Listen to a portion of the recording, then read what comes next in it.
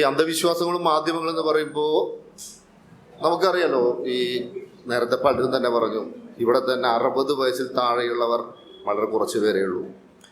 യുക്തിവാദ സംഘത്തിന്റെ മാത്രമല്ല, ഇപ്പോൾ ശാസ്ത്ര സാഹിത്യ പരിഷത്തിന്റെ പരിപാടി പോയാൽ നമുക്ക് കാണാൻ സാധിക്കുന്ന ഒരു കാര്യം ഇതാണ്: പുതിയ ആൾക്കാരുടെ എണ്ണം വളരെ കുറവാണ്.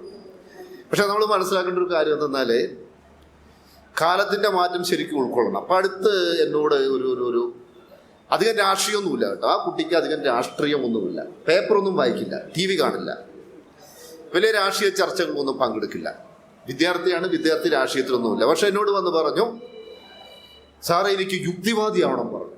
അപ്പം ഞാൻ തന്നെ കിട്ടിപ്പോയി. ഒരു കുട്ടി വന്നിട്ട് പലതും കേട്ടിട്ടുണ്ട്, പക്ഷെ ആദ്യമായിട്ട് യുക്തിവാദിയാവണം എന്ന് കേൾക്കുന്നത്. അപ്പോൾ ഞാൻ വെച്ചാൽ ഇത് യുക്തിവാദിയാവണം എന്താ എനിക്ക് മനസ്സിലാവുന്നില്ല. എവിടുന്ന് കിട്ടിയത്? യുക്തിവാദിയാണെന്നുള്ള ബോധം എവിടുന്നെങ്കിലും കിട്ടണ്ടേ? അപ്പം എന്നോട് പറഞ്ഞു, അത് നമ്മുടെ വേടൻചേട്ടൻ പറഞ്ഞു ഒരു ഇന്റർവ്യൂവിൽ, വേടൻചേട്ടന് ദൈവവിശ്വാസമില്ല.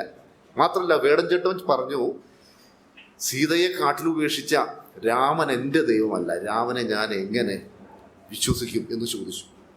അതിനുശേഷം ഞാൻ പല ആൾക്കാരോടും ചോദിച്ചു, ഈ രാമായണം മഹാഭാരത കഥകളെ അതിനൊക്കെ പറ്റി ഇങ്ങനെ സ്വയം അന്വേഷിച്ച് എനിക്കിപ്പോൾ എന്തായാലും യുക്തിവാദിയാവാൻ ഒരു ആഗ്രഹം തോന്നി. ഞാൻ പറയുന്നത് എന്താണെന്ന് വെച്ചാൽ, ഇതാണ് കാലത്തിൻ്റെ മാറ്റം. ഇതാണ് ഇന്ന് കേരളത്തിലെ ഏറ്റവും കൂടുതൽ, ഈ തിരുവനന്തപുരത്ത് ഏറ്റവും കൂടുതൽ തിരക്കുണ്ടായത്, ട്രാഫിക് ബ്ലോക്ക് ഉണ്ടായ ദിവസം ഏതാ? നമ്മൾ ആലോചിക്കും.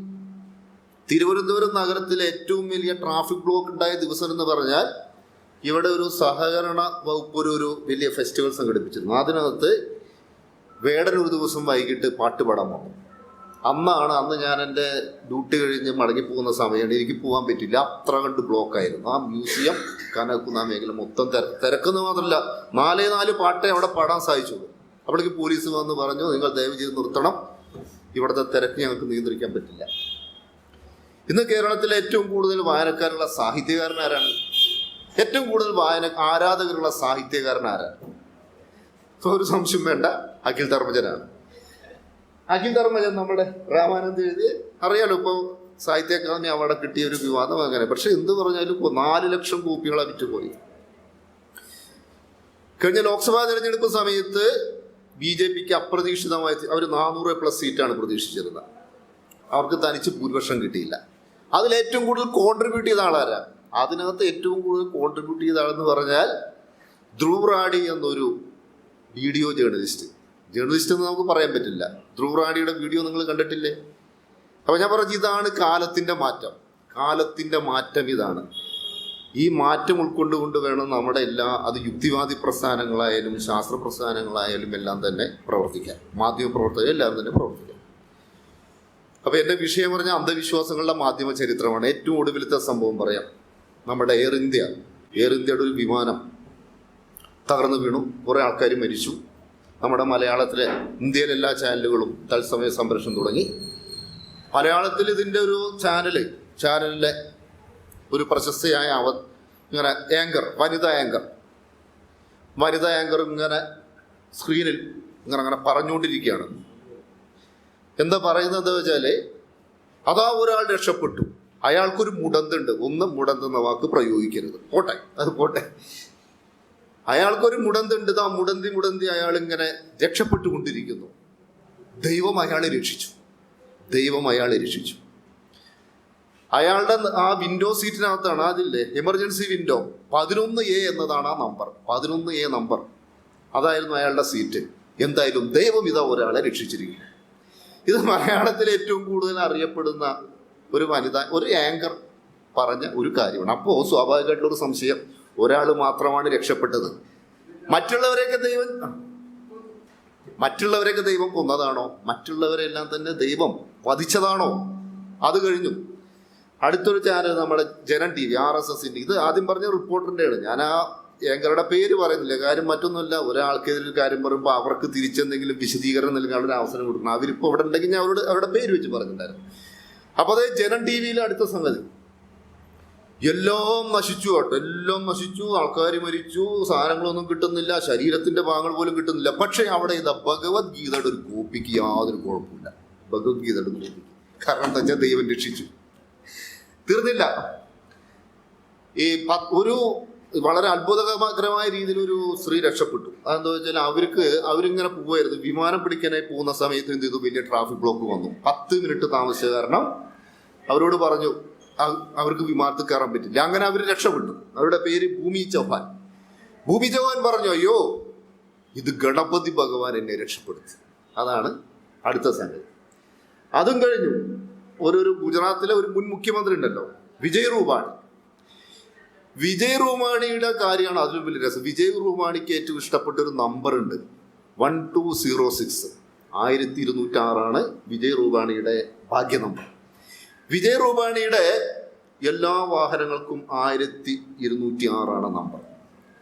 അപ്പൊ ഈ മരണം നടന്നത് 12-ാം തീയതി, മരണം നടന്ന മാസം 6-ാം മാസം. അപ്പൊ ഇതാണ് സംഗതി.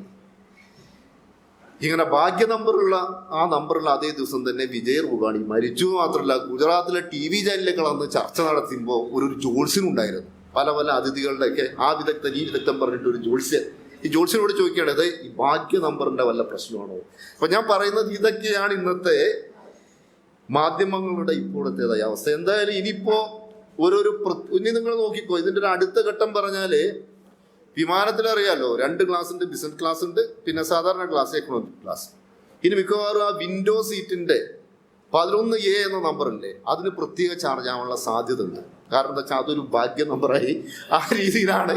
അപ്പൊ അങ്ങനെയുള്ള ഒരു വ്യാജമായ ഒരു നിർമ്മിതിയാണ് ഇവിടെ നടക്കുന്നത്. പക്ഷെ ചർച്ച ചെയ്യപ്പെടേണ്ട ഒരുപാട് വിഷയങ്ങളുണ്ട്. ഒരു വിമാനാപകടം നടന്നു കഴിഞ്ഞാൽ എങ്ങനെ അപകടം നടന്നു? എയർ ഇന്ത്യ ഇന്നിപ്പോ ലോകത്ത് സ്വന്തമായ എയർലൈൻസ് ഇല്ലാത്ത ഒറ്റ രാജ്യമേ ഉള്ളൂ. താലിബാൻ വരെ എയർലൈൻസ് ഉണ്ട്. ആലോചിക്കുക, താലിബാൻ ഭരിക്കുന്ന അഫ്ഗാനിസ്ഥാൻ എയർലൈൻസ് ഉണ്ട്. ഈ ജമാഅത്തെ ഇസ്ലാമി അടക്കമുള്ള സംഘടനകൾ എല്ലാം തകർന്ന് തരിപ്പണമാക്കിക്കൊണ്ടിരിക്കുന്ന ബംഗ്ലാദേശിൽ സ്വന്തമായിട്ട് എയർലൈൻസ് ഉണ്ട്.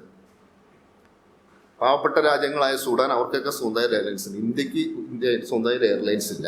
എങ്ങനെ അപകടം സംഭവിച്ചു? അവിടെ അങ്ങനെ ആ ഒരു വിമാനം ചെന്ന് തറയ്ക്കുന്ന ഒരു കെട്ടിടമുണ്ടല്ലോ, ആ സ്ഥലത്ത് വ്യോമയാന നിയമപ്രകാരം അത്രയും ഉയരത്തിലുള്ള ഒരു കെട്ടിടം പാടില്ല. ഇങ്ങനെ ചർച്ച നമ്മുടെ നരേന്ദ്രമോദി ചെന്ന് നിൽക്കുന്നൊരു ഫോട്ടോ ഉണ്ടല്ലോ, ഫോട്ടോ ഇങ്ങനെ ഒരു അപകടം നടന്നു കഴിഞ്ഞാൽ എന്ന് പറഞ്ഞാൽ വിമാനത്തിന്റെ ഭാഗങ്ങൾ അവിടുന്ന് മാറ്റിയിട്ടില്ല. അവിടെ ചെന്ന് ഇങ്ങനെ ഫോട്ടോയ്ക്ക് പോസ് ചെയ്യാൻ പാടില്ല. പക്ഷെ ഇതൊന്നുമല്ല ചർച്ച ചെയ്യുന്നത്. ഞാൻ പറഞ്ഞ പോലെ 1206 ഭാഗ്യ നമ്പറാണോ, അതുപോലെ ദൈവമാണോ, 11A എന്ന വിൻഡോ സീറ്റിന്റെ അടുത്തിരുന്ന ആ യാത്രക്കാരനെ രക്ഷപ്പെടുത്തിയത്, ഇത്തരം കാര്യങ്ങളൊക്കെയാണ് നമ്മുടെ ചർച്ച ചെയ്യുന്നത്. അപ്പോൾ ഇത്തരം ചർച്ചകൾക്ക് വേണ്ട എല്ലാ സഹായങ്ങളും ചെയ്തു കൊടുക്കുന്നത് നമ്മുടെ മാധ്യമങ്ങളാണ്. ഇതിൽ മാത്രമല്ല കേട്ടോ, അപ്പോൾ കുംഭമേള ഏറ്റവും വലിയ താരം എന്ന് പറഞ്ഞാൽ അറിയാമല്ലോ, അവിടെ ഒരു വളരെ പട്ടിണിയും ദാരിദ്ര്യം സഹിക്കാൻ വയ്യാതെ മധ്യപ്രദേശിലെ ഇൻഡോറിൽ നിന്ന് ഒരു പാവപ്പെട്ട പെൺകുട്ടിയുടെ തിളക്കമാർന്ന കണ്ണുകളുള്ള ഒരു പെൺകുട്ടി, ആ മൊണാലിസയുടെ അതേ കണ്ണുകളുള്ള കറുത്ത സുന്ദരി. കറുപ്പ് എന്ന് ഞാൻ പറയുന്നത് അങ്ങനെ ഇതിൽ പറയല്ല, കാരണം മാധ്യമങ്ങളെല്ലാം കൂടി ഉണ്ടാക്കിയ ഒരു നിർമ്മിതിയാണ്. കുംഭമേളയിൽ രുദ്രാക്ഷം വിൽക്കാൻ വേണ്ടി പോയതാണ്. പക്ഷെ അന്നത്തെ അവിടുത്തെ ഏറ്റവും വലിയ താരമായിരുന്നു ആ കുട്ടിയുടെ സൗന്ദര്യം. വലിയ താരമായിരുന്നു കുംഭമേളയിലെ താരം. ആ കുട്ടീനെ കേരളത്തിലേക്ക് കൊണ്ടുവന്നു.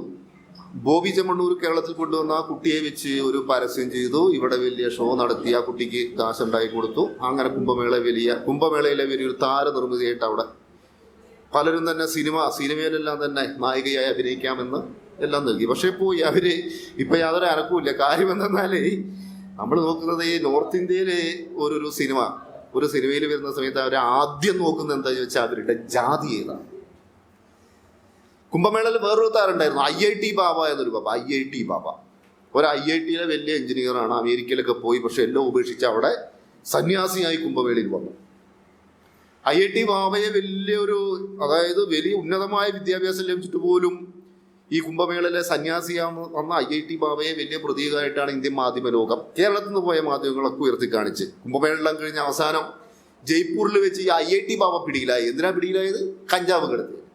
അപ്പം ഞാൻ പറയുന്നത്, ഇത്തരം നിർമ്മിതികളൊക്കെ നടക്കുന്ന സമയത്ത് തന്നെ നമ്മുടെ മലയാളത്തിലെ പ്രമുഖയായ ഒരു ഏഷ്യാനെറ്റ് ചാനലിന്റെ എക്സിക്യൂട്ടീവ് എഡിറ്റർ കുംഭമേളയെ പറ്റി ഒരു എപ്പിസോഡ് ചെയ്തു.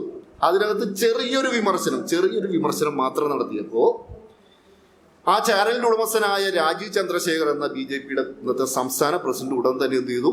സമൂഹ മാധ്യമങ്ങളിൽ പോസ്റ്റ് ഇട്ടു. കുംഭമേളയെ വിമർശിക്കരുത്. പബ്ലിക്കായിട്ടാണ്, സ്വന്തം സ്ഥാപനത്തിന്റെ തലപ്പത്തിരിക്കുന്ന ഒരു വനിതാ മാധ്യമ പ്രവർത്തകർ ഒരു അഭിപ്രായ പ്രകടനം നടത്തി, സത്യസന്ധമായ അഭിപ്രായ പ്രകടനം. ചെറിയ ഒരു വിമർശനം നടത്തിയപ്പോൾ തന്നെ വേണമെങ്കിൽ ഫോണിൽ വിളിച്ച് ശാസിക്കാം, മീറ്റിംഗ് വിളിച്ച് ശാസിക്കാം. എന്തുണ്ടായി? പബ്ലിക്കായിട്ട്.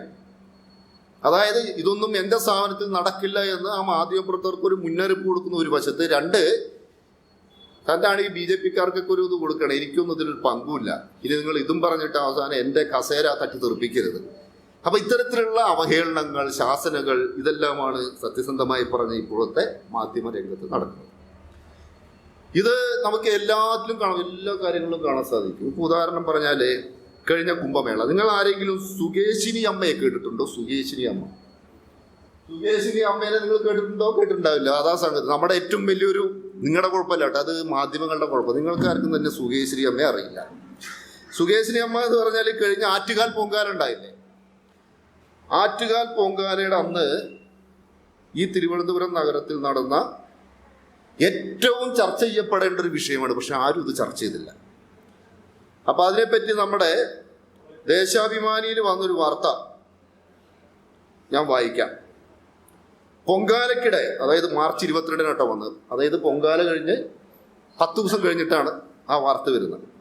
പൊങ്കാലക്കിടെ പൊള്ളലേറ്റ് മരിച്ചു. പൊങ്കാലക്കിടെ പൊള്ളലേറ്റ് മരിച്ചു. അതെന്താ വെച്ചാൽ സുകേശിനി അമ്മ, അവർക്ക് പാർക്കിൻസൺസ് അസുഖമുണ്ട്. പാർക്കിൻസൺസ് അസുഖമുള്ള സുകേശിനി അമ്മ എന്ത് ചെയ്തു വെച്ചാൽ വീടിൻ്റെ മുന്നിൽ, ആ റോഡ് സൈഡിൽ എന്ത് ചെയ്തു, വീടിൻ്റെ മുന്നിൽ റോഡ് സൈഡിൽ അവർ എന്ത് ചെയ്തു, അവർ ഇങ്ങനെ പൊങ്കാല ഇടാൻ തുടങ്ങി. പാർക്കിൻസൺസ് അസുഖമുണ്ട്, മനസ്സിലാക്കണം. സഹായിയായ ഭർത്താവ് എന്ത് ചെയ്തു വെച്ചത്, എന്തോ കത്തുന്നില്ല, അപ്പോൾ എന്തോ തീ എടുക്കാനോ എന്തിനുമായിട്ട് അകത്തേക്ക് പോയി. ആ സമയത്ത് തീ അങ്ങോട്ട് ആളിപ്പടർന്നു, സഹായിക്കാൻ ആരുമില്ല. അങ്ങനെ പൊള്ളലേറ്റ് 10 ദിവസം തിരുവനന്തപുരത്ത് ആശുപത്രിയിൽ കിടന്ന് അവർ മരിച്ചു. അപ്പം ഇതേ വാർത്ത നമ്മുടെ മലയാള മനോരമ ദിനപത്രം ഒരു വാർത്തയെ കൊടുത്തു. ദേശാഭിമാനി ഫോട്ടോ സഹിതം വാർത്ത കൊടുത്തു. മനോരമ കൊടുത്ത വാർത്ത എങ്ങനെയാണ്? 13 ഉച്ചയ്ക്ക് 12:30 മെഴുകുതിരിയിൽ നിന്ന് തീ പടർന്നാണ് പാർക്കിൻസൺസ് രോഗിയായ സുകേശിനി അമ്മയ്ക്ക് പൊള്ളലേറ്റത്. എവിടെ പൊള്ളലേറ്റു? ഇതിന് ആറ്റുകാൽ പൊങ്കാലയുമായുള്ള ബന്ധം എവിടെയും പറയുന്നില്ല. ആറ്റുകാൽ ഇതിൻ്റെ ഒരു വിഷയം എന്തെന്നാൽ, പൊങ്കാല എന്നത് വിശ്വാസം, അന്ധവിശ്വാസം, ഓക്കെ, അത് വേറെ വിഷയം, നമ്മൾ അതിലേക്ക് പോകേണ്ട, എന്തൊക്കെയായാലും ഒരു ആഘോഷമാണല്ലോ. പക്ഷെ ഈ ഒരു കാര്യം സത്യസന്ധമായിട്ട് ഇവിടുത്തെ മാധ്യമങ്ങളൊന്ന് റിപ്പോർട്ട് ചെയ്തിരുന്നു കരുതാൻ. അതായത് പൊങ്കാലക്കിടയിലെ ഒന്ന് പാർക്കിൻസൺസ് രോഗിയായ ഒരാളെ ഒരിക്കലും തന്നെ ഇത്തരം ആഘോഷങ്ങളൊന്നും കൊണ്ടുപോകരുത്, അറിയാലോ, തീ പിടിക്കാനുള്ള സാധ്യതയുണ്ട്. അപ്പം ഇത് പൊങ്കാലക്കിടെ പൊള്ളലേറ്റ് പാർക്കിൻസൺസ് രോഗിയായ ഒരു സ്ത്രീ, ആ സ്ത്രീക്ക് പ്രായമുണ്ട് കേട്ടോ, നല്ല 71 വയസ്സുള്ള സ്ത്രീയാണ്, റോഡരികിലാണ് പൊങ്കാലയിടുന്നത്. ഇതും ഈ രീതിയിലാണ് മരിച്ചെന്ന് അന്നത്തെ ദിവസത്തെ ഏറ്റവും പ്രധാനപ്പെട്ട ചർച്ചയാവേണ്ട വിഷയമാണ്. എല്ലാ പത്രങ്ങളിലെയും 1-ാം പേജിൽ വാർത്തയാവേണ്ട വിഷയമാണ്. ഇത് ചർച്ചയാക്കി കഴിഞ്ഞാൽ നമ്മുടെ സമൂഹത്തിന് നൽകുന്ന സന്ദേശം എന്താ വെച്ചാൽ, നിങ്ങളെ ഈ ആഘോഷങ്ങളിൽ ദൈവം രക്ഷിക്കില്ല, ആഘോഷങ്ങൾ ദൈവം രക്ഷിക്കില്ല, നിങ്ങൾ എല്ലാവരും മുൻകരുതലെടുക്കണം. പാർക്കിൻസൺസ് രോഗം ഉൾപ്പെടെയുള്ള രോഗികളായവരെ ഇതിൽ കൊണ്ടുവരരുത്. അഥവാ കൊണ്ടുവരികയാണെങ്കിൽ തന്നെ അവരുടെ അടുത്ത് അവരുടെ ഒപ്പം അവരുടെ സുരക്ഷ ഉറപ്പാക്കാൻ ആവശ്യത്തിന് ആൾക്കാരുണ്ടാവണം. ഇങ്ങനെ ഒരു സന്ദേശമല്ലേ നൽകേണ്ടത്? ആ സന്ദേശം നൽകില്ല. കാരണം അതാ ഞാൻ പറഞ്ഞ്, നമ്മുടെ മാധ്യമരംഗത്തെ മുഴുവൻ തന്നെ നിയന്ത്രിക്കുന്നത് ഇത്തരത്തിലുള്ള അന്ധവിശ്വാസങ്ങളാണ്. ഇപ്പൊ വേറൊരു അന്ധവിശ്വാസം തുടങ്ങിയിട്ടുണ്ട് കേട്ടോ, 2 അന്ധവിശ്വാസം. അത് രണ്ടും തുടങ്ങിയത്, അതായത് തിരുവനന്തപുരം കോർപ്പറേഷൻ തീരുമാനം എടുത്തില്ല, ഈ പൊങ്കാലിടാനായിട്ട് ഇവിടെ വരും, അവർ നല്ല ഇഷ്ടികൾ കൊണ്ടുവരും, അതൊക്കെ കഴിഞ്ഞ് അവർ പോവും. അപ്പോൾ എന്ത് ചെയ്യുന്നു, കോർപ്പറേഷൻ ഈ ഇഷ്ടികളൊക്കെ എടുത്ത് എന്ത് ചെയ്യും, പൊങ്കാല വീടുകൾ നിർമ്മിച്ചു. ലൈഫ് പദ്ധതിയെ ബന്ധപ്പെട്ട് ഏതാണ്ട് 25ഓളം വീടുകൾ നിർമ്മിച്ചു. ആ സമയത്ത് നമ്മുടെ ജനം TV-യിലാണ് ഒരു വാർത്ത വന്നത്. അതായത് പൊങ്കാല കഴിഞ്ഞ് പോകുന്ന ആൾക്കാർ എന്ത് ചെയ്യണം, ഈ ഇഷ്ടികൾ പൊട്ടിക്കണം, അല്ലെങ്കിൽ ദേവി കനിയില്ല.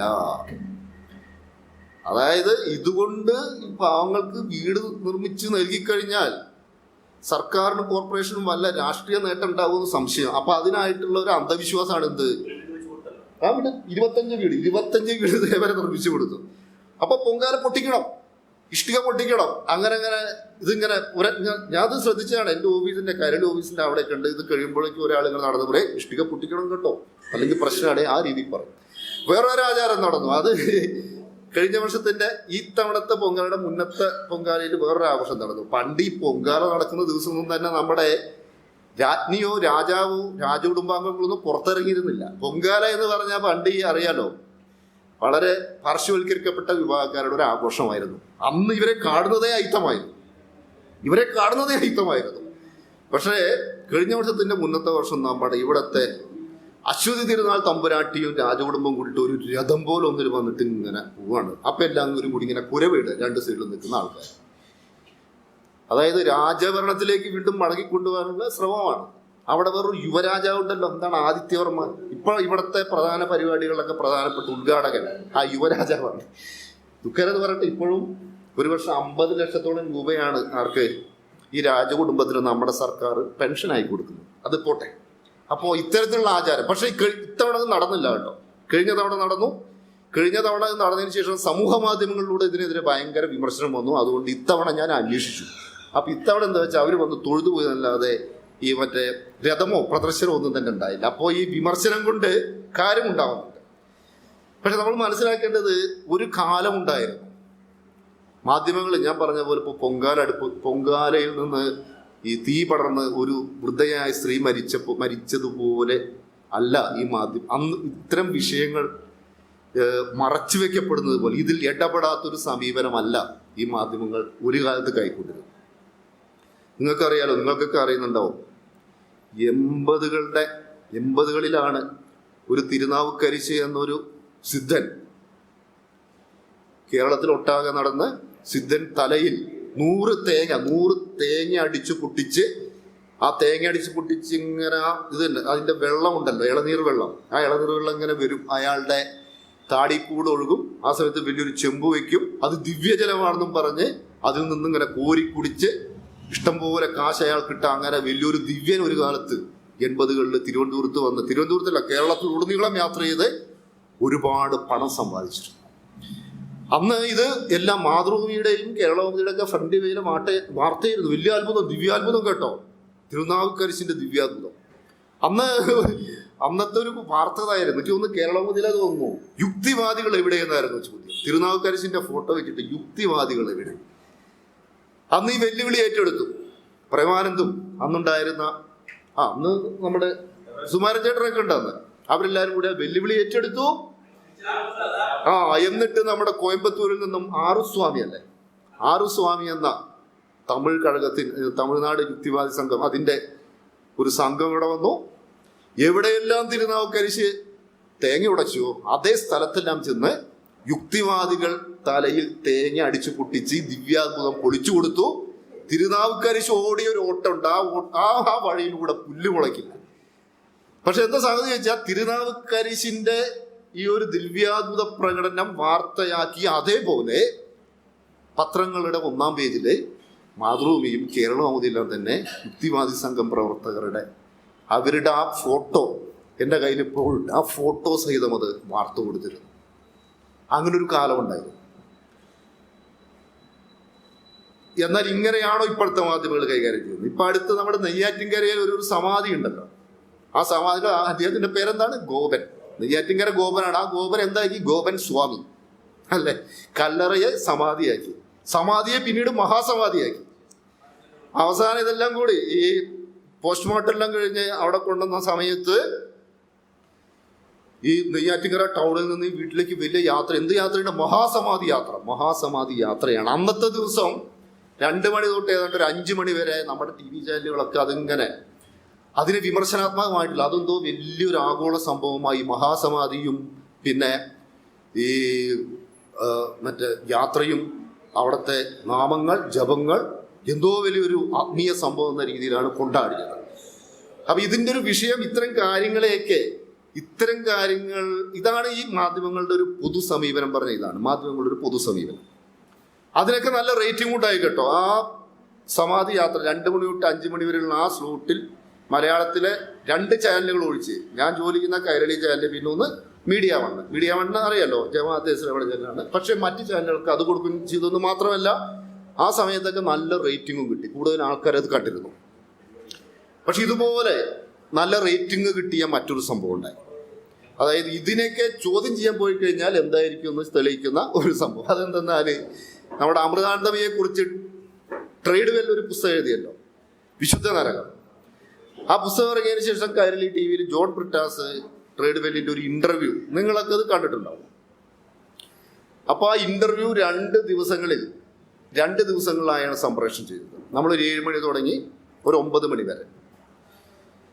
അപ്പൊ അന്നത്തെ ആ 2 ദിവസവും നമ്മൾ മനസ്സിലാക്കിയിട്ട് 7 മണി തൊട്ടുള്ള ആ സമയം പറഞ്ഞാൽ TV ചാനലുകൾ, TV സീരിയലുകളുടെ സമയം, വീട്ടമ്മമാരെല്ലാം TV സീരിയലായിരിക്കും.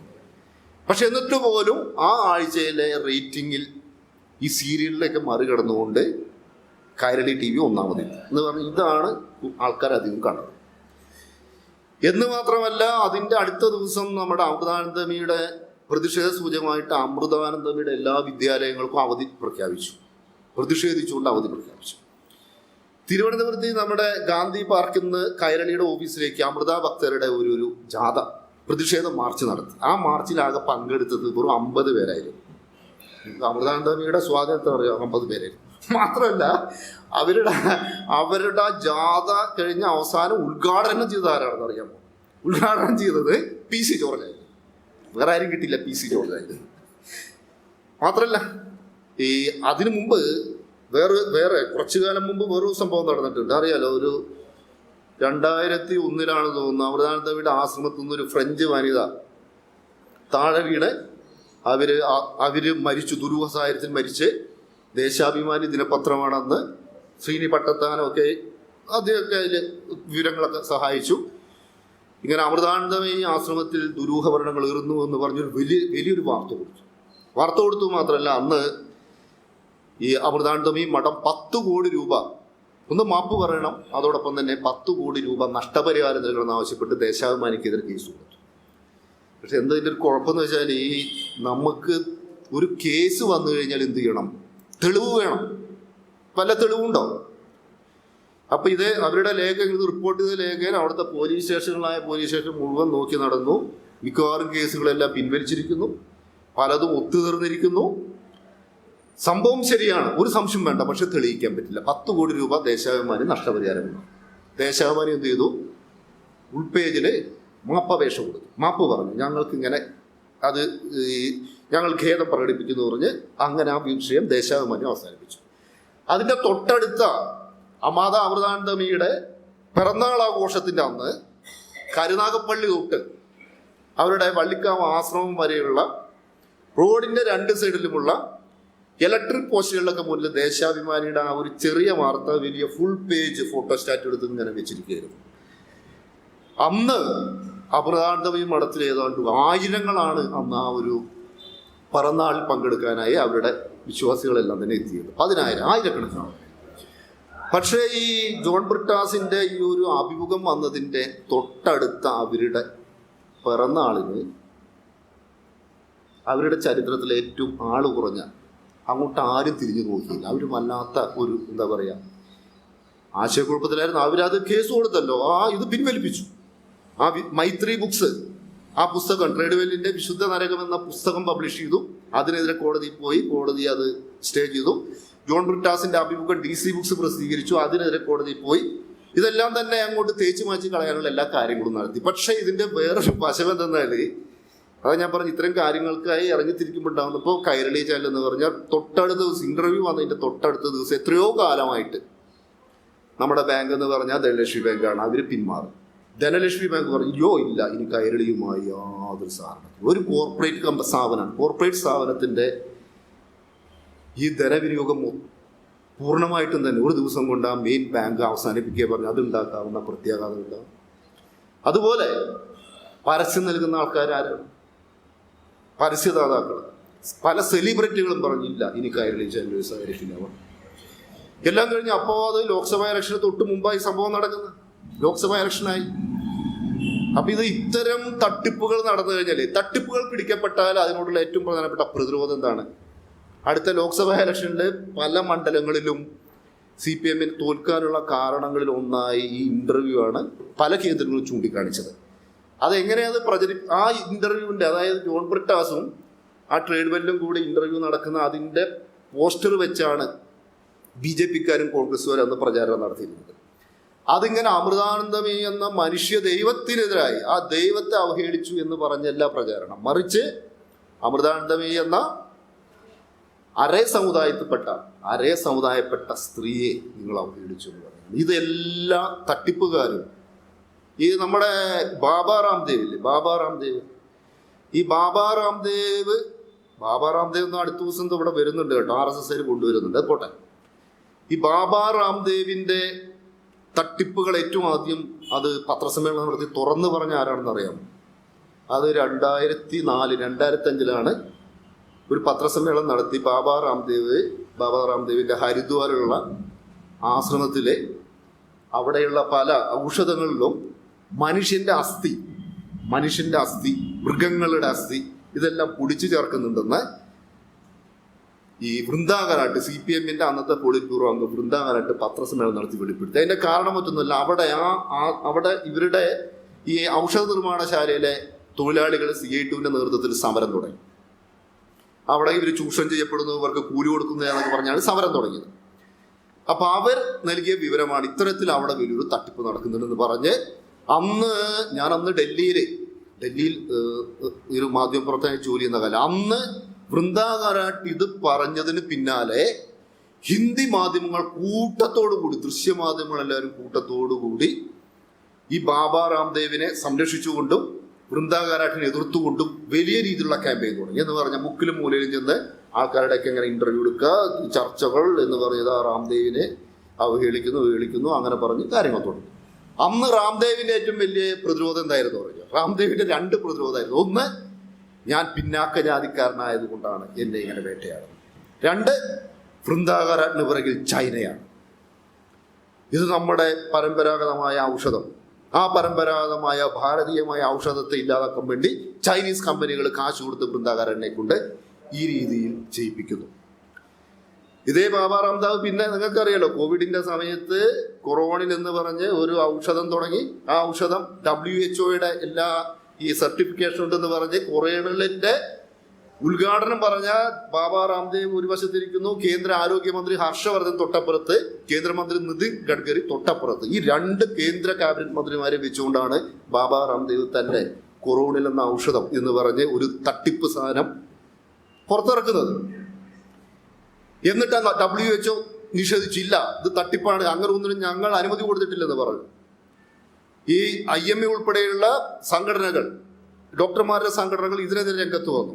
അപ്പൊ ബാബാ രാംദേവ് ഡോക്ടർമാർക്കൊന്നും വിവരമില്ലാന്ന് അവർക്കെതിരെ കുറെ കാര്യങ്ങൾ പറഞ്ഞു. IMA-യുടെ നേതാവ് സുപ്രീം കോടതിയിൽ കേസ് കൊടുത്തു. സുപ്രീം കോടതി ബാബാ രാംദേവിനെ വിളിച്ചു, നേരിട്ട് വരാൻ പറഞ്ഞു. വക്കീലൊന്നല്ല, നേരിട്ട് വരാൻ പറഞ്ഞു. നേരിട്ട് വന്നു, മാപ്പ് പറഞ്ഞു. മാപ്പ് പറഞ്ഞാൽ മാത്രം പോരാ, നിങ്ങൾ ഇത് തെറ്റാണ്, ഞാൻ പറഞ്ഞതെല്ലാം തെറ്റാണെന്ന് പറഞ്ഞുകൊണ്ട് രാജ്യത്തെ പത്രങ്ങളിലെല്ലാം മാപ്പപേക്ഷ പരസ്യം ചെയ്യണമെന്ന് പറഞ്ഞ് ഇന്ത്യയുടെ ചരിത്രത്തിൽ ആദ്യമായിട്ട് 67 പത്രങ്ങളിലാണ് ബാബാ രാംദേവ് മാപ്പ് എന്ന് പറഞ്ഞ് പരസ്യം കൊടുത്തത്. ആ ബാബാ രാംദേവിന്റെ പരസ്യം ഇന്ന് യോഗാ ദിനമല്ലേ, നിങ്ങളൊന്ന് ഹിന്ദു നോക്കുക, ഹിന്ദുവിന്റെ ഒരു 1/2 പേജ് ബാബാ രാംദേവിന്റെ പരസ്യമാണ്. ഞാൻ പറഞ്ഞതെന്ന് വെച്ചാൽ ഇതാണ്, നമ്മൾ ഇതിനെ എതിർക്കുന്ന സമയത്തെ തിരിച്ചു വരുന്ന ഒരു ഡിഫൻസ് എന്ന് പറഞ്ഞാൽ ഇതെല്ലാമാണ്. അതുപോലെ ഇന്ത്യയിലെ ഏറ്റവും സമ്പന്നനായിട്ടുള്ള ഒരു ആത്മീയവും പിന്നെ ഒരു ദൈവികവുമായ ഒരു കക്ഷിയായിരുന്നു നമ്മുടെ റാം റഹീം സിംഗ്, അറിയാലോ. അതായത് ദേരാ സച്ചാ സൗദ എന്ന ഒരു ആത്മീയ സംഘത്തിന്റെ നേതാവായിട്ടുള്ള റാം റഹീം സിംഗ് എന്ന ഒരുത്തനുണ്ട്. കോടീശ്വരനാണ് കേട്ടോ, കോടീശ്വരനാണ്. അതും മീഡിയയാണ് അദ്ദേഹം ഉപയോഗിക്കുന്നത്. മീഡിയയിലൂടെ സിനിമയിൽ അഭിനയിക്കും, അത് ചെയ്യും, പാട്ടുപാടും. അങ്ങനെ സിർസയാണ് അയാളുടെ ആസ്ഥാനം.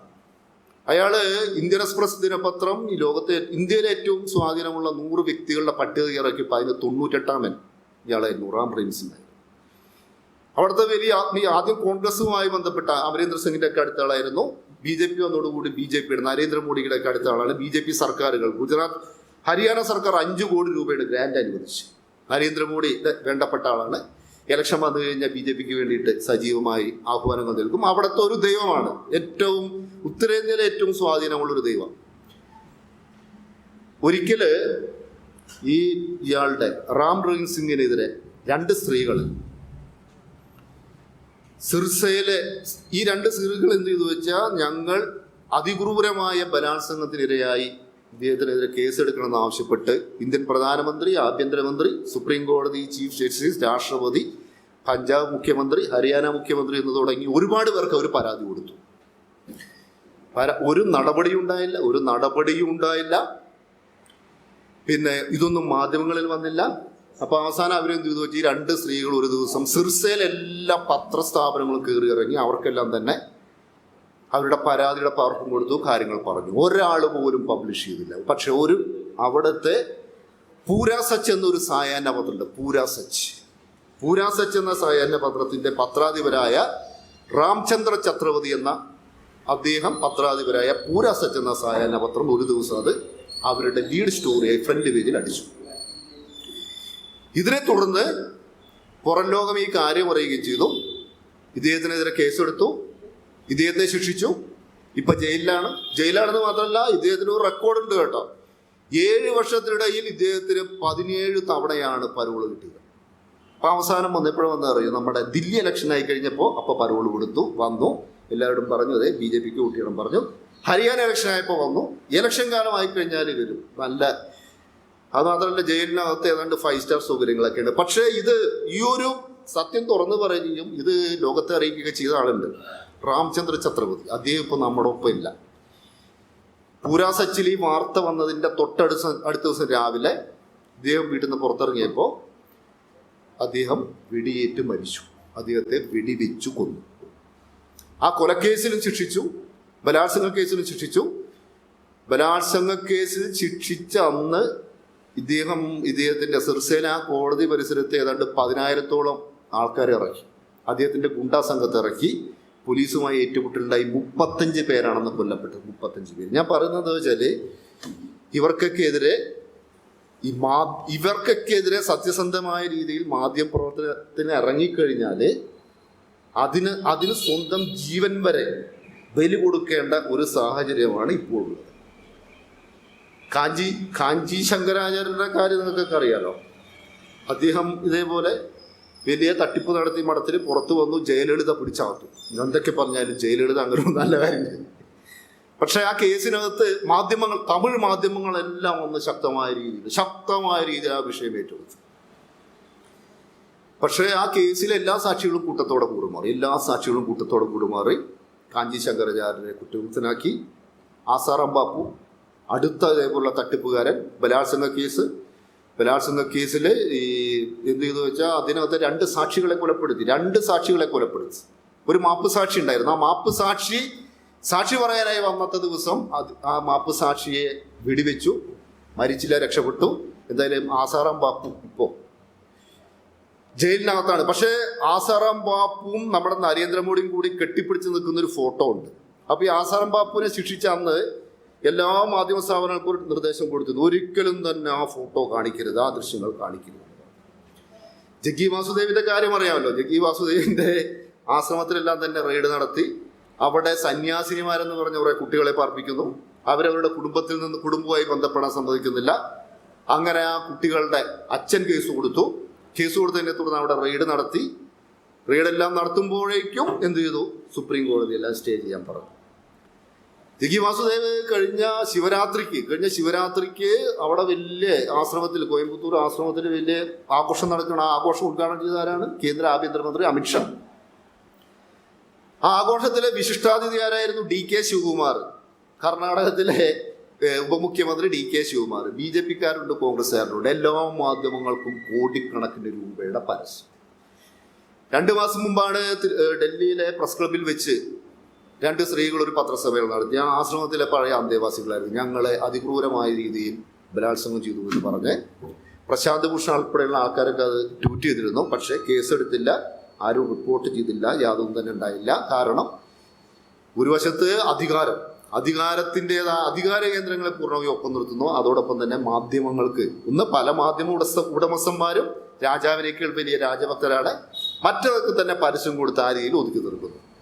പരസ്യം എന്ന് പറയുന്ന സമയത്ത് ഇപ്പോൾ അന്ധവിശ്വാസങ്ങൾ കേട്ടോ, നമ്മൾ അന്ധവിശ്വാസങ്ങൾ എടുക്കുക. 2000-ന് ശേഷം മാത്രം കേരളത്തിലുണ്ടായ വലിയൊരു അന്ധവിശ്വാസം. 2000-ന് ശേഷം ഇതിൽ ഒരു ഗവേഷണത്തിന്റെ ഭാഗമായിട്ട് കേരളത്തിൽ ആദ്യകാലത്ത് സ്വാതന്ത്ര്യത്തിന് മുമ്പുള്ള ജ്യോതിഷ പ്രസിദ്ധീകരണങ്ങൾ തൊട്ടെല്ലാം തന്നെ ഞാൻ പരതി നോക്കി. അന്നൊന്നും അക്ഷയ തൃതീയ എന്നൊരു സാധനത്തെ പറ്റി ഒരു പരാമർശമില്ല. അക്ഷയ തൃതീയ എന്ന അന്ധവിശ്വാസം പറഞ്ഞാൽ കഴിഞ്ഞ അക്ഷയ തൃതീയ ദിനത്തിൽ കേരളത്തിൽ വിറ്റഴിഞ്ഞ സ്വർണം എത്രയാണെന്ന് അറിയാമോ? 3000 കോടി രൂപയുടെ സ്വർണം. 3000 കോടി രൂപയുടെ സ്വർണം. അതായത് ഈ ജ്വല്ലറികളെല്ലാവരും കൂടി എല്ലാ മാധ്യമങ്ങൾക്കും പരസ്യം കൊടുക്കും. പകരം അവർ ആവശ്യപ്പെടുന്നത് വെച്ചാൽ ഒന്ന്, അക്ഷയ തൃതീയയുടെ അന്ധവിശ്വാസത്തെ പറ്റി ഒരു വാർത്തയും കൊടുക്കരുത്. 2, എഡിറ്റോറിയലൈസ് ചെയ്തുകൊണ്ട് ലേഖനങ്ങൾ വേണം. ഞങ്ങൾ പരസ്യം തരുന്ന പരസ്യം കൊടുത്താൽ മാത്രം പോരാ, മറിച്ച് അക്ഷയ തൃതീയ അന്ന് സ്വർണം വാങ്ങിച്ചു കഴിഞ്ഞാൽ വലിയ എല്ലാ സദ്ഗുണങ്ങളും വരും, ഒരുപാട് നേട്ടങ്ങളുണ്ടാവും, ഉയർച്ച ഉണ്ടാവും എന്നൊക്കെ പറയുന്ന ലേഖനങ്ങൾ എഴുതണം, ലേഖനങ്ങൾ പബ്ലിഷ് ചെയ്യണം. അങ്ങനെ ആയിക്കഴിഞ്ഞാൽ കോടിക്കണക്കിന് രൂപയുടെ പരസ്യം കൊടുക്കുകയാണ് ഇവരെല്ലാം തന്നെ. ഈ അക്ഷയ തൃതീയ തുടങ്ങിയ സമയത്ത് ഒരു മുഹൂർത്ത സമയം ഉണ്ടായിരുന്നു, മുഹൂർത്ത സമയം. ഇപ്പം മുഹൂർത്ത സമയം ഒരു ദിവസം മൊത്തം വാങ്ങിക്കാനാണ്. ആദ്യം താമസിയാതെ അഡ്വാൻസ് ബുക്കിങ്. അതായത് ഇത് ഇനിയിപ്പോ നോക്കൂ, അധികം താമസിയാതെ ഒരു ദിവസമാവില്ല, ഒരു സീസണോ. ഇതാണ് ഇതൊരു കൂട്ടുകച്ചവടമാണ്. ഒരു വശത്ത് മാധ്യമങ്ങൾ, മറുവശത്ത് ജ്വല്ലറികൾ. അവർ ചേർന്നുണ്ടാക്കിയ ഒരു അന്ധവിശ്വാസമാണ്. അപ്പുറത്തും മോശമല്ല കേട്ടോ. ഓരോരോ ജ്വല്ലറി ഉണ്ടല്ലോ. അൽ മുക്തിയാദുർ ജ്വല്ലറി എന്നൊരു ജ്വല്ലറി ഉണ്ട്. അൽ മുക്തിയാദുർ ജ്വല്ലറി, അത് അടുത്ത കാലത്തുണ്ടായിരുന്ന ജ്വല്ലറി. ആ ജ്വല്ലറിയുടെ പ്രത്യേകത എന്ന് വെച്ചാൽ നമ്മുടെ അള്ളാഹുവിന്റെ 99 പേരുകളാണ്. ഇപ്പൊ തിരുവനന്തപുരത്ത് തന്നെ പല ചെറിയ ജ്വല്ലറികൾ. ഓരോ ജ്വല്ലറിയുടെ പേര് അൽ മുക്തിയാദിർ എന്ന് കഴിഞ്ഞ് അള്ളാഹുവിന്റെ ഒരു പേര്. അപ്പുറത്ത് വേറെ അൽ മുക്തിയാദിർ എന്ന് പറഞ്ഞ അള്ളാഹുവിന്റെ അടുത്ത പേര്. അവിടെ ചെന്ന് കഴിഞ്ഞാൽ സ്ത്രീകൾ പാടില്ല കേട്ടോ, സ്ത്രീകളൊന്നും പാടില്ല. എന്താ വെച്ചാൽ അതാ പറഞ്ഞ് ഇസ്ലാമിക് നിയമം പറയുന്നു. അവരെവിടെയെല്ലാം അവരുടെ ബോർഡുകൾ കണ്ടു കഴിഞ്ഞാൽ അൽ മുക്തിയാദിറിന്റെ ഒരു മുതലാളി ഉണ്ട്, അയാൾ താടിക്ക് നീട്ടി ഒരു ഇസ്ലാമിക വേഷധാരി അവിടെ വന്നിരിക്കും. എല്ലാ ജ്വല്ലറികളും ഉദ്ഘാടനം ചെയ്യുന്നത് ഏതോ ഒരു പ്രാദേശികമായിട്ടുള്ള മൗലവി, ഇമാം അവരെയൊക്കെ കൊണ്ടുവന്നതാണ്. അൽ മുക്തിയാദിർ ജ്വല്ലറി പക്ഷെ ഇപ്പൊ പൊളിഞ്ഞു മാത്രമല്ല, അവരിങ്ങനെ അവരുടെ എന്താ ഒരു ആകർഷണം പറഞ്ഞാൽ പണിക്കൂലി സൗജന്യമാണ്. അതുപോലെ നിക്ഷേപം സ്വീകരിക്കും, സ്വർണ്ണ ബിസിനസ്സിൽ നിക്ഷേപം സ്വീകരിക്കും. പക്ഷേ എന്ത് ചെയ്തു വെച്ചാൽ ഈ ജ്വല്ലറി അടുത്ത കാലത്ത് പൊളിഞ്ഞു. ദൈവം അള്ളാഹു ആരും രക്ഷിക്കാനായി എത്തിയില്ല. ഇതിനെ പിറകിൽ മറ്റൊരു കഥ കൂടി ഉണ്ട്. മറ്റെല്ലാ ജ്വല്ലറികളും കൂടി ഇവർക്കെതിരെ ടാർഗറ്റ് ചെയ്ത് കുറെ നീക്കങ്ങൾ നടത്തിയത് പോകട്ടെ, പക്ഷെ അത് വേറെ വിഷയം. പക്ഷേ ഈ അന്ധവിശ്വാസങ്ങളില്ലേ, അക്ഷയ തൃതീയ ആയാലും അതുപോലെ ഈ അള്ളാഹുവിന്റെ 99 നാമത്തിലെ പേരായാലും ഇത്തരം തട്ടിപ്പുകളിൽ ഇവരൊക്കെ തമ്മിൽ ഭയങ്കര മതസൗഹാർദ്ദമാണ്. ഈ കേരളത്തിലെ മതസൗഹാർദ്ദം എന്ന് പറഞ്ഞാൽ നമുക്ക് ആകെ ഏറ്റവും നന്നായി കാണാൻ സാധിക്കുന്നത് എവിടെയാണ്? ഇത്തരം തട്ടിപ്പുകളിലാണ്. ഇതുപോലെ ഇനി വേറെ സംഭവമുണ്ട്. ഇപ്പോൾ തട്ടിപ്പുകൾ, ഇപ്പോൾ ശബരിമലയിലെ യുവതീ പ്രവേശന വിഷയം വന്നു. എല്ലാ സാമുദായിക സംഘടനകളും, എല്ലാ പിന്തിരിപ്പൻ സ്വഭാവമുള്ള സംഘടനകളൊക്കെ ഒറ്റക്കെട്ടായിരുന്നു. അതുപോലെ നമ്മുടെ ഇപ്പൊ അടുത്ത് വീട്ടിലെ പ്രസവം എന്നൊരു വിഷയം ഉണ്ടായില്ല. വീട്ടിലെ പ്രസവം വന്ന സമയത്ത് അതിനെ ന്യായീകരിച്ചുകൊണ്ട്, അതായത് 4 വർഷം വരെ, അതായത് ഒരു ഗർഭസ്ഥ ശിശു 4 വർഷം വരെ സ്ത്രീകളുടെ വയറ്റിനകത്തുണ്ടാകുന്നു, സിസേറിയൻ ചെയ്യേണ്ട ആവശ്യമില്ല എന്നും എല്ലാവരും വീട്ടിൽ പ്രസവിച്ചാൽ മതി എന്നും പറഞ്ഞത് ആരാണ്? കേരളത്തിലെ ഏറ്റവും ഒരു ന്യൂ ജനറേഷൻ മതപണ്ഡിതനായ അബ്ദുൽ ഹക്കീം അക്സരിയാണ്. അബ്ദുൽ ഹക്കീം അക്സരി എന്ന് പറഞ്ഞ കാന്തപുരത്തിന്റെ മോനാണ്. അദ്ദേഹം മറ്റേ ആ സിറാജ് എന്ന പത്രമല്ലേ, സിറാജ്, കാന്തപുരം വിഭാഗത്തിന്റെ ആ സിറാജ് പത്രത്തിന്റെ അപ്രഖ്യാപിത പത്രാധിപരാണ്. ഉന്നത വിദ്യാഭ്യാസം നേടിയ ആളാണ്. അദ്ദേഹമാണ് പ്രസംഗിച്ചത് എന്താ, നമ്മുടെ പിഞ്ഞാണത്തിൽ എഴുത്ത് നടത്തി കഴിഞ്ഞാൽ അതോടെ പ്രശ്നങ്ങളൊക്കെ തീരുമെന്ന് പറഞ്ഞു. ഇത് നമ്മൾ പറയാറുണ്ട് പണ്ടേ, ഇതൊക്കെ പഴയ യാഥാസ്ഥിതികർ എന്നൊക്കെ പറയുമ്പോൾ ന്യൂ ജനറേഷൻ ആയിട്ടുള്ള ഇത്തരം ആൾക്കാർ വരുന്നു.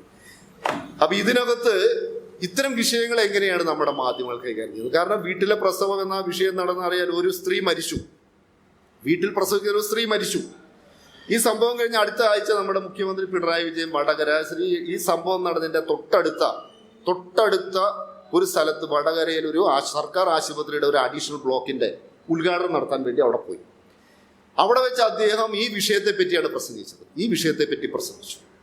അദ്ദേഹം പറഞ്ഞു ഇത് അന്ധവിശ്വാസമാണെന്ന് മാത്രമല്ല, ഇത്തരം അന്ധവിശ്വാസങ്ങൾ പ്രോത്സാഹിപ്പിക്കുന്നവർക്കെതിരെ ശക്തമായ നിയമ നടപടി കൈക്കൊള്ളും. അദ്ദേഹം നടത്തിയ പ്രസംഗത്തിലെ ഒരു 90% അരമണിക്കൂറാണ് പ്രസംഗിച്ചത്. അതിനകത്ത് 90% പ്രസംഗിച്ച് ഇതിനെതിരെയാണ്.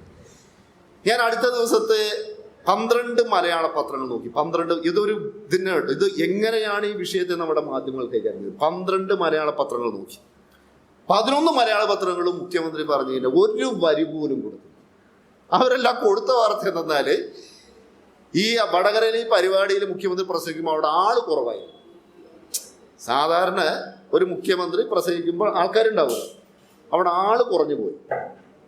അപ്പൊ മുഖ്യമന്ത്രി തുടക്കത്തിൽ പറഞ്ഞു, എന്താണെന്ന് അറിയില്ല, എല്ലാവർക്കും നല്ല ചൂട് കാരണമായിരിക്കാം, എല്ലാവർക്കും ഇങ്ങനെ വിട്ടുവിട്ടിരിക്കാനുള്ള സ്ഥലമുണ്ടെന്നൊക്കെ അത് സംഘാടകരെ പരിഹസിച്ച് പറഞ്ഞിടും. പക്ഷെ അതാണ് വാർത്ത. നിങ്ങൾ അത് വാർത്ത കൊടുത്തോ, അതൊക്കെ നമ്മുടെ ഓരോ പത്രങ്ങൾക്കും ഓരോ രാഷ്ട്രീയ വാർത്ത കൊടുത്തോ. പക്ഷേ കേരളത്തിൽ നടക്കുന്ന ഒരു അന്ധവിശ്വാസത്തെക്കുറിച്ച് കേരള മുഖ്യമന്ത്രി ഇത്ര സവിസ്തരം ഒരു കാര്യം പറയുന്ന സമയത്ത് അതുപോലും ഒന്ന് പരാമർശിക്കാൻ പോലും നമ്മുടെ മാധ്യമങ്ങൾ ഇന്ന് തയ്യാറാവുന്നില്ല. മാധ്യമങ്ങളുടെ ഒരു വാണിജ്യം, മാധ്യമങ്ങളുടെ ഒരു വാണിജ്യ ശാസ്ത്രത്തെ പറ്റിയിട്ട് ഞാൻ നേരത്തെ പറഞ്ഞല്ലോ, അത് ഏത് തലം വരെ പോകുന്നുണ്ട് എന്ന് അറിയണമെങ്കിൽ ഇത് കണ്ട്, ഇത് മലയാള മനോരമയുടെ 2024-25 പഞ്ചാംഗമാണ്. പഞ്ചാംഗം ഇത് നിങ്ങളൊന്നും നോക്കിയിട്ടുണ്ടാവില്ല. കാരണം പഞ്ചാംഗത്തിന്റെ ഒരു പ്രത്യേകത, നമ്മളിപ്പോൾ ജ്യോതിഷഭക്തി നോക്കും. കാരണം നമ്മൾ പത്രം വായിക്കുന്ന സമയത്ത് എന്ത് ഒന്ന് കൗതുകത്തിന് വേണ്ടി ആൾക്കാർ നോക്കും, വിശ്വാസമുള്ള ആൾക്കാർ നോക്കും, ഒന്നുമില്ലാത്ത നമ്മൾ പോലും നോക്കി എന്ത് മണ്ടത്തര ചെയ്തിട്ട് നോക്കും. പക്ഷെ ഇത് അതുപോലല്ല. ഈ പഞ്ചാംഗത്തിന്റെ പ്രത്യേകത, ഇതിൽ വിശ്വാസമുള്ള ആൾക്കാർ മാത്രമേ തിരിച്ചു, വിശ്വാസമില്ലാത്ത ഒരാൾ പോലും നോക്കില്ല, വിശ്വാസമുള്ള ആൾക്കാർ മാത്രമേ നോക്കുള്ളൂ. അപ്പൊ ഞാനിത് ഒരു ഗവേഷണത്തിന്റെ ഭാഗമായിട്ട് എല്ലാ പഞ്ചാംഗങ്ങളും വായിച്ചു നോക്കി. അപ്പൊ ഈ 2005, നമ്മൾ 2025 കേട്ടോ, 2025 ഇപ്പൊ ചൊവ്വയിലേക്കൊക്കെ നമ്മൾ മനുഷ്യനെ അയക്കുകയാണ്. അതിനെപ്പറ്റി ആലോചിച്ചുകൊണ്ടിരിക്കുന്ന കാലഘട്ടമാണ്. അതിനകത്ത് എഴുതിയിരിക്കുകയാണ് നല്ല ശകുനങ്ങളാണ്, നല്ല ശകുനങ്ങൾ. എന്തൊക്കെയാ നല്ല ശകുനങ്ങൾ? മദ്യം, പച്ചക്കറി, മണ്ണ്, ശവം, കത്തുന്ന തീ, നക്ഷത്രം, ചന്ദനം, അതൊക്കെ ആയിക്കോട്ടെ. അപ്പം നല്ല ശകുനങ്ങളിൽ എഴുതി വെച്ചിരിക്കുകയാണ് വേശ്യാസ്ത്രീ. 2025 ഇന്ത്യയിൽ ഏറ്റവും കൂടുതൽ സർക്കുലേഷനുള്ള പത്രം അവരുടെ പഞ്ചാംഗത്തിനകത്ത് എഴുതി വെച്ചിരിക്കുകയാണ്, ഒരു വേശ്യ സ്ത്രീയെ കാണുന്നത് നല്ല ലക്ഷണമാണ്. ഇത് ഗണിച്ച ആളെന്ന് പറഞ്ഞാൽ കാണിപ്പയ്യൂർ നാരായണൻ നമ്പൂതിരിപ്പാട് ഗണിച്ചതാണ്. ഈ പറയുന്ന കാണിപ്പയ്യൂർ നാരായണൻ നമ്പൂതിരിപ്പാട് രാവിലെ ഇറങ്ങുന്ന സമയത്ത് ഒരു ലൈംഗിക തൊഴിലാളിയെ കാശ് കൊടുത്ത് അദ്ദേഹത്തിന്റെ വീടിന്റെ മുന്നിൽ നിർത്തുന്നുണ്ടാവും. ഇത് പ്രസിദ്ധീകരിക്കുന്ന മലയാള മനോരമ എന്ന ഇന്ത്യയിലെ ഏറ്റവും സർക്കുലേഷനുള്ള ദിനപത്രം, വാരിക, സ്വന്തമായിട്ട് TV ചാനൽ എന്ന് തുടങ്ങി ഒട്ടേറെ, ബാലരമ, കളിക്കുടുക്ക് എന്ന് പറഞ്ഞ് ഒട്ടേറെ മാധ്യമ സ്ഥാപനങ്ങളുള്ള മലയാള മനോരമയുടെ വലിയ തലോട്ടപ്പന്മാരൊക്കെ രാവിലെ വീട്ടിൽ നിന്ന് ഇറങ്ങുന്നതിന് മുമ്പ് ലൈംഗിക തൊഴിലാളിയെ കാശ് കൊടുത്ത് നല്ല ശകുനത്തിനായി അവിടെ നിർത്താറുണ്ടോ? വേശ്യ എന്ന പദം പോലും ഇന്ന് ആരും ഉപയോഗിക്കാറില്ല. പക്ഷെ 2025 ഇന്ത്യയിലെ ഏറ്റവും വലിയ പത്രം ചെയ്യുന്ന കാര്യമാണ്. തീർന്നില്ലാതെ ഇനിയിപ്പോൾ നല്ല കുട്ടികളുണ്ടാവണം കേട്ടോ, നല്ല കുട്ടികളുണ്ടാവാനായിട്ട് സന്താന വിഷയമാണ്. നല്ല സന്താനങ്ങൾ ആഗ്രഹിക്കുന്നവർ എന്ത് ചെയ്യണം? വന്ധ്യ, വൃദ്ധ, മെലിഞ്ഞവൾ, ബാലിക, രോഗമുള്ളവർ, ഋതുകാലം കഴിഞ്ഞ സ്ത്രീകൾ, കർക്കശ സ്വഭാവമുള്ള സ്ത്രീകൾ, തടിച്ചവൾ എന്നിവരെ ഉപേക്ഷിക്കണം. അതായത് ഭാര്യ തടിച്ചവളാണെങ്കിൽ, ഭാര്യ മെലിഞ്ഞ സ്ത്രീയാണെങ്കിൽ അവർ ഉപേക്ഷിച്ചാൽ മാത്രമാണ് എന്തുണ്ടാവുള്ളൂ? നല്ല സന്താനങ്ങളെ ലഭിക്കുന്നു എന്ന് മലയാള മനോരമ പഞ്ചാംഗത്തിലൂടെ എഴുതി വയ്ക്കുന്ന ഈ ഒരു വർഷം എന്ന് പറയുന്നത് 2025. നമ്മുടെ സുനിത വില്യംസ് പോയല്ലോ. സുനിത വില്യംസ് അവിടുന്ന് വന്നല്ലോ. കുറേ കാലം അവിടെ സുനിത വില്യംസ് അവിടെ ഇങ്ങനെ കുടുങ്ങിക്കിടക്കായിരുന്നു. അതിനുശേഷം സുനിത വില്യംസ് അവിടെ നിന്ന് ഇങ്ങോട്ട് എത്തിയല്ലോ. അപ്പൊ അന്ന് രാവിലെ 5 മണിക്കാണ് എത്തിയത് കേട്ടോ.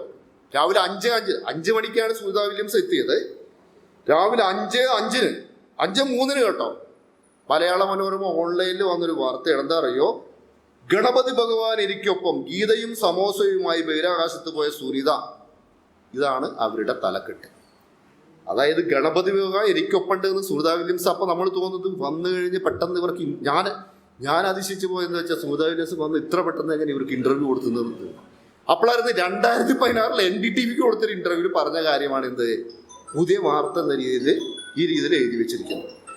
മാത്രമല്ല, അപ്പൊ ജന്മഭൂമി RSS പത്രം ജന്മഭൂമിയിൽ ഇങ്ങനെ ഭൂഗോളം ചെറിയൊരു ഇടമാണെന്ന് തന്നെ ബോധ്യപ്പെടുത്തിയത് ഭഗവത്ഗീതയാണെന്ന് പറയാനും സുനിത മടിച്ചില്ല. ഗണപതി മിത്താണെന്ന് വാദിക്കുന്നവർക്ക് ഇതൊന്നും അംഗീകരിക്കാൻ കഴിഞ്ഞില്ലെങ്കിലും ഹൈന്ദവമായ ആത്മീയതയെ ശാസ്ത്രത്തിന് വിരുദ്ധമായി പ്രതിഷ്ഠിക്കുന്നവർക്കുള്ള മറുപടിയാണ് സുനിതയുടെ വാക്കുകൾ. ശാസ്ത്രത്തിന്റെ ഒരു നേട്ടത്തെ ഈ രീതിയിലാണ് നമ്മുടെ മനോരമയും ജന്മഭൂമിയൊക്കെ കാണുന്നത്. അപ്പോൾ നമ്മുടെ ദീപിക മോശമാക്കിയില്ല. ദീപിക പറഞ്ഞറിയില്ലേ, കത്തോലിക്ക സഭയുടെ പത്രമാണ്. അപ്പോൾ ദീപിക അങ്ങനെ ആലോചിച്ചപ്പോൾ സുനിത വില്യംസിന്റെ ഒപ്പം വേറൊരാൾ കൂടി വന്നല്ലോ, ബുച്ച് എന്നൊരു ആൾ. ബുച്ച് ക്രിസ്ത്യാനിയാണ്. അപ്പോൾ ദീപിക മോശമാക്കിയില്ല. ടെക്സസിലുള്ള പടസീന പ്രോവിഡക്സ് ബാപ്റ്റിസ്റ്റ് പള്ളിയിലെ ആത്മീയ നേതാവ് കൂടിയായ ബുച്ച് മടക്കയാത്രയെക്കുറിച്ചുള്ള വിചാരങ്ങളെല്ലാം തൻ്റെ വിശ്വാസവുമായി ബന്ധപ്പെടുത്തിയിരിക്കുന്നു. എല്ലാറ്റിനും ക്രിസ്തുവിൻ്റെ പദ്ധതി ഉള്ളതിനാൽ എന്ത് സംഭവിച്ചാലും താൻ തൃപ്തനാണെന്ന വാക്കുകൾ അദ്ദേഹത്തെ ആത്മവിശ്വാസത്തിന്റെ അടിത്തറയാണ്. അപ്പോൾ ബുച്ചിനെ ഇങ്ങോട്ട് എത്തിച്ചത് ആരാണ്? ബുച്ചിനെ ഇങ്ങോട്ട് എത്തിച്ചത് യേശു ക്രിസ്തുവാണ്. സുനിത വില്യംസിനെ ഇങ്ങോട്ട് കൊണ്ടുവന്ന ആരാണ്? ഗണപതിയാണ്. ഈ രീതിയിലാണ് കാര്യങ്ങൾ. അപ്പൊ ഇതിനെയൊക്കെ എങ്ങനെ നേരിടണം? ഞാൻ ഒട്ടും രാത്രിയെ ദീർഘിപ്പിക്കുന്നില്ല, അത് അവസാനിപ്പിക്കാം. ഇതിനെയെല്ലാം എങ്ങനെ നേരിടണം എന്നാണ് വിഷയം. ഇതിനെയെല്ലാം എങ്ങനെ നേരിടണം? ഞാൻ പറഞ്ഞല്ലോ, നമ്മൾ കാലത്തിന്റെ മാറ്റം ഉൾക്കൊള്ളണം. ഇതിനെയെല്ലാം നേരിടാനുള്ള എത്രയോ മാതൃകകൾ ഇവിടെയുണ്ട്. നമ്മുടെ ഒരു പോലീസ് ഉദ്യോഗസ്ഥനല്ല, അലക്സാണ്ടർ ജേക്കബ് അറിയാലോ. അലക്സാണ്ടർ ജേക്കബ് എന്ന് പറഞ്ഞാൽ ഏറ്റവും തലതൊട്ടപ്പനായ ഒരു പോലീസ് ഉദ്യോഗസ്ഥൻ. അലക്സാണ്ടർ ജേക്കബ് വലിയ മോട്ടിവേഷൻ സ്പീക്കറാണ്. അപ്പൊ അദ്ദേഹം നമ്മുടെ ഷാലോം ചാനലൊക്കെ ഇല്ല, അതിനകത്തൊക്കെ വലിയ മോട്ടിവേഷൻ സ്പീക്കർ. അപ്പൊ ഈ അലക്സാണ്ടർ ജേക്കബ് എന്ത് ചെയ്തു? 1 വർഷം മുമ്പ് 1-2 വർഷം മുമ്പ് അദ്ദേഹത്തിന്റെ ഭയങ്കര വ്യൂവേഴ്സാണ് കേട്ടോ, ഒരുപാട് ഷെയറും എല്ലാം ഉള്ള, അത്ര ഒരുപാട് ഫോളോവേഴ്സ് ഉള്ള ഒരു മോട്ടിവേഷൻ സ്പീക്കറാണ്. അപ്പോൾ ഒരു തവണ അദ്ദേഹത്തിന്റെ ഒരു പ്രസംഗമാണ്. എന്താ പ്രസംഗം എന്ന് വെച്ചാല്, അമേരിക്കയിലെ ഹാർവാർഡ് യൂണിവേഴ്സിറ്റിയിൽ അവിടുത്തെ കെട്ടിടങ്ങളൊക്കെ എന്ത് വെച്ചൊരു പ്രത്യേക ദിശയിലായിരുന്നു. അപ്പോൾ ഏതൊരു സന്യാസി വന്ന് പറഞ്ഞ് ഈ ദിശയിലായി കഴിഞ്ഞാൽ എന്ത് ചെയ്യില്ല, കുട്ടികൾക്കൊന്നും നന്നായിട്ട് പഠിക്കാൻ പറ്റില്ല. അപ്പം കിഴക്കോട്ട് തിരിഞ്ഞുള്ള ബിൽഡിങ്ങുകളാണെങ്കിൽ എന്ത് ചെയ്യും, കിഴക്കോട്ട് വട്ടത്തിൽ തിരിഞ്ഞുള്ള ബിൽഡിങ്ങുകളാണെങ്കിൽ അവിടെയൊക്കെ നന്നായിട്ട് കുട്ടികൾക്ക് നന്നായിട്ട് ഗ്രഹണശേഷി കൂടും, നല്ല വിദ്യാഭ്യാസം ഉണ്ടാവും. മറ്റു ദിശയിലേക്കാണെങ്കിൽ ഒരിക്കലും തന്നെ ഉണ്ടാവില്ല. അങ്ങനെ ഒരു സന്യാസി വന്ന് പറഞ്ഞു. ആ സന്യാസി വന്ന് പറഞ്ഞതിൻ്റെ അടിസ്ഥാനത്തിൽ എന്ത് ചെയ്തു, അവിടുത്തെ കുറേ ബിൽഡിങ്ങുകളൊക്കെ ഹാർവാർഡ് യൂണിവേഴ്സിറ്റി ഇടിച്ചു പൊളിച്ചൊക്കെ കിഴക്കോട്ട് തിരിഞ്ഞുള്ളതാക്കി. ആ കിഴക്കോട്ട് തിരിഞ്ഞുള്ള എല്ലാ ബിൽഡിങ്ങിൽ പഠിച്ച കുട്ടികൾക്കും പിന്നീടുണ്ടല്ലോ ഭയങ്കര മാർക്കോട് മാർക്ക്. അതുകൊണ്ട് എന്ത് ചെയ്യണമെന്ന് വെച്ചാൽ ഇന്ത്യയിലെ എല്ലാ സർവകലാശാലകളൊക്കെ എന്ത് ചെയ്യണം വെച്ചാൽ എല്ലാം ഇടിച്ചു പൊളിച്ചല്ല കിഴക്കോട്ട് തിരിഞ്ഞാക്കണം. ഏതൊരു സന്യാസി പറഞ്ഞെന്നും പറഞ്ഞാണ് ഈ അലക്സാണ്ടർ ജേക്കബിന്റെ ഒരു പ്രഭാഷണം എന്ന് മാത്രമല്ല, അതിങ്ങനെ ഷെയർ ചെയ്തുകൊണ്ടിരിക്കുകയാണ്. നിങ്ങൾ ആലോചിച്ച് നോക്കി, എത്ര ലക്ഷക്കണക്കിന് പേരെയാണ് ഈ മസ്തിഷ്ക പ്രക്ഷാളനം നടത്തി തെറ്റായ ദിശയിലൂടെ ഇങ്ങനെ കടത്തിവിടുന്നത്. അപ്പോൾ ഇതൊക്കെ എല്ലാവരും കണ്ടു, ഞാനും കാണുന്നു, എല്ലാവരും കാണുന്നു. നമ്മളൊക്കെ എന്ത് ചെയ്താൽ എന്താ വട്ട് പറയും, നമ്മളെല്ലാം ഉണ്ടായിരിക്കുന്നു. പക്ഷേ നല്ലൊരു ശതമാനം പേര് ഇതിൽ വിശ്വസിക്കുന്നു. ആ സമയത്ത് കൊല്ലം ജില്ലയിലുള്ള ഒരു വിദ്യാർത്ഥി, ഒരു +1 വിദ്യാർത്ഥി, അവൻ്റെ പേര് അഭിറാം അരുൺ എന്നാണ്. അഭിറാം അരുൺ എന്ന വിദ്യാർത്ഥി എന്ത് ചെയ്തു, നേരെ ഒരു മെയിൽ അയച്ചു. ആർക്ക്? ഹാർവാർഡ് യൂണിവേഴ്സിറ്റിക്ക് ഒരു മെയിൽ അയച്ചു. ഞങ്ങളുടെ നാട്ടിൽ ഇങ്ങനെ ഒരാൾ ഇങ്ങനെ പറയുന്നു, അതൊക്കെ ശരിയാണോ എന്ന് പറഞ്ഞ് മെയിൽ അയച്ചു. അപ്പം നമ്മൾ കരുതാം അതൊക്കെ ആര് നോക്കാനാണ്, ഹാർവാർഡ് യൂണിവേഴ്സിറ്റിക്കാർക്ക് എത്ര 100 കൂട്ടം പണിയുണ്ട്. ഹാർവാർഡ് യൂണിവേഴ്സിറ്റി ഇതിന് വിശദമായി അന്വേഷണം നടത്തി തിരിച്ചൊരു മെയിൽ അയച്ചു. ആ മെയിലിന് എന്താ വെച്ചാൽ, ഇങ്ങനെ ഒരു സംഭവമേ ഇല്ല, ഞങ്ങളിത് ആദ്യമായിട്ടാണ് കേൾക്കുന്നത്. ഇവിടെ എല്ലാ ദിശയിലേക്കുള്ള ബിൽഡിങ്ങുകളും ഉണ്ട്. മാത്രമല്ല ഈ ഹാർവാർഡിലൊക്കെ ഒരു അഡ്മിഷൻ കിട്ടണമെങ്കിൽ നിങ്ങൾക്ക് അറിയാലോ, അത്രയും മിടുക്കർക്ക് ഇവിടെ അഡ്മിഷൻ കിട്ടുള്ളൂ. നിങ്ങൾ ഇങ്ങനെ ഇത് എവിടുന്നാണ് കിട്ടുന്നത്? എന്തായാലും ശരി, നിങ്ങളിത് ഞങ്ങളുടെ ശ്രദ്ധപ്പെടുത്തി നന്നായി പറഞ്ഞ് അഭിനന്ദിച്ചൊരു കത്തയച്ചു. അഭിറാം അരുൺ വെറുതെ ഒന്നുമില്ല. അഭിറാം അരുണ് ഈ കാര്യം മൊത്തം വിശദമായ രീതിയിൽ അദ്ദേഹത്തിൻ്റെ അധ്യാപകനോട് പറഞ്ഞ അധ്യാപകൻ എന്ത് വെച്ചാൽ ഒരു ലേഖനം എഴുതി. ആ ലേഖനം നമ്മുടെ ശാസ്ത്ര കേരളത്തിൽ ഒരു ഹാർവാർഡ് അപാരത എന്ന് പറഞ്ഞ് പ്രസിദ്ധീകരിച്ചു. ആ ലേഖനം ഇത് വെച്ചാൽ എല്ലാവരും വാർത്തയ്ക്ക്, കൈരളി വാർത്തയ്ക്ക്, ഏഷ്യാനെറ്റ് വാർത്തയ്ക്ക്, എല്ലാവരും വലിയ വാർത്തയ്ക്ക് അലക്സാണ്ടർ ജേക്കബിൻ്റെ ഈ തട്ടിപ്പ് പൊളിഞ്ഞു എന്ന് പറഞ്ഞ് വാർത്തയാക്കി. അലക്സാണ്ടർ ജേക്കബ് മാപ്പ് പറഞ്ഞു. ഏതൊരു സന്യാസി പറഞ്ഞാണെന്നും പറഞ്ഞ് അദ്ദേഹം മാപ്പ് പറഞ്ഞു. മാത്രമല്ല പിന്നീട് അയാളെ ആരും ഈ മോട്ടിവേഷൻ സ്പീച്ചിന് ആരും വിളിക്കുന്നത്. അപ്പം ഇതാണ് ഞാൻ പറഞ്ഞല്ലോ, ഇത് ഈ അന്ധവിശ്വാസങ്ങളും അനാചാരങ്ങളും കുത്തിത്തിരിപ്പുകളും എല്ലാം തന്നെ ഇത്ര രൂക്ഷമായൊരു കാലത്ത് ഇതിനെ നേരിടാൻ ഒരുപാട് മാർഗങ്ങളുണ്ട്. അത് ഇപ്പോൾ ഞാൻ പറഞ്ഞല്ലോ, ഇപ്പോൾ നിങ്ങൾ ഈ എസൻസിൻ്റെ കാര്യം കുറച്ച് മുമ്പ് പറഞ്ഞു. അവരുടെ പരിപാടിയിലൊക്കെ ചെറുപ്പക്കാരെ പങ്കെടുക്കുന്നു, വിദ്യാർത്ഥികളെ പങ്കെടുക്കുന്നു, എത്ര ആൾക്കാർ പങ്കെടുക്കുന്നു. പക്ഷേ എന്താ കുഴപ്പമെന്ന് വെച്ചാൽ അവിടെ എന്താണ് ചർച്ച ചെയ്യുന്നത്? ഞാൻ എസൻസിൻ്റെ പരിപാടിയിൽ മാതാ അമൃതാനന്ദമയ്ക്കെതിരെയുള്ള വല്ല ചർച്ച നടന്നിട്ടുണ്ട്? ഞാൻ കണ്ടിട്ടില്ല. അവർ ചർച്ച ചെയ്യുന്നതെന്നാണ്, ഒന്നുകിൽ ഇത് പർദ്ദ ശരിയാണോ, അല്ലെങ്കിൽ കമ്മ്യൂണിസത്തിൻ്റെ പോരായ്മകൾ. മോഡിക്കെതിരെ വല്ല ചർച്ച നടന്നിട്ടുണ്ടോ?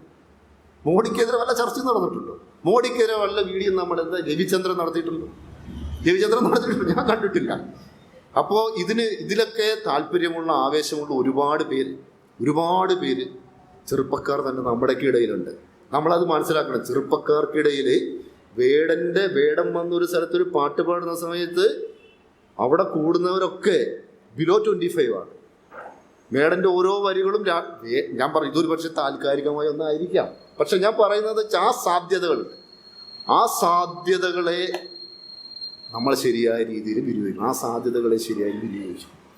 അപ്പോൾ ആ രീതിയിൽ നമ്മൾ അന്ധവിശ്വാസങ്ങളും മാധ്യമങ്ങളും എന്ന് പറയുമ്പോൾ ഞാൻ ഈ പറഞ്ഞ ഇതൊരിക്കലും തന്നെ നമുക്കിങ്ങനെ ഇത്രയും സമയം കൊണ്ട് വിശദീകരിക്കാൻ പറ്റുന്ന വിഷയമല്ലെങ്കിൽ പോലും എന്താണ് മാധ്യമങ്ങളുടെ അവസ്ഥ, മാധ്യമങ്ങളെ എങ്ങനെ ഇത് പരിപോഷിപ്പിക്കണം എന്ന് മാത്രമല്ല ഇതിനെല്ലാം എങ്ങനെ ചെറുക്കണം, ഇത്രയും കാര്യങ്ങളാണ് വിശദീകരിച്ചത്.